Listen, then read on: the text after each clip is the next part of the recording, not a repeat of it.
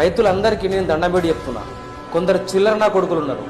ఎందుకంటే అన్న మీకు రుణమాఫీ కాలే కదా, మనం ధర్నా చేద్దాం పా అని చెప్పేసి గసండి చిల్లర నా కొడుకులో మీరు నమ్మకుండా అన్న.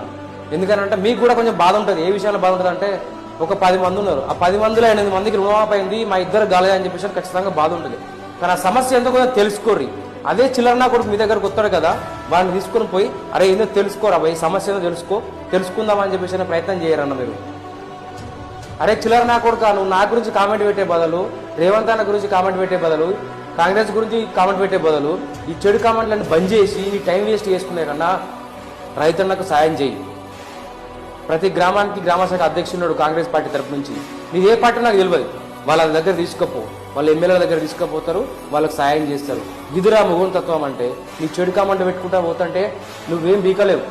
ఇది గుర్తుపెట్టుకో, గది మొగోని లక్షణం అవుతుంది. రైతన్నకు సాయం చేయి ఫస్ట్, నువ్వు వాళ్ళకి ఏదో తెలుసుకొని ఆ సమస్య అనేది పూర్తి చేయి. ఈ చెడు కామెంట్లు పెట్టే బదులు చిల్లర నా కొడుక.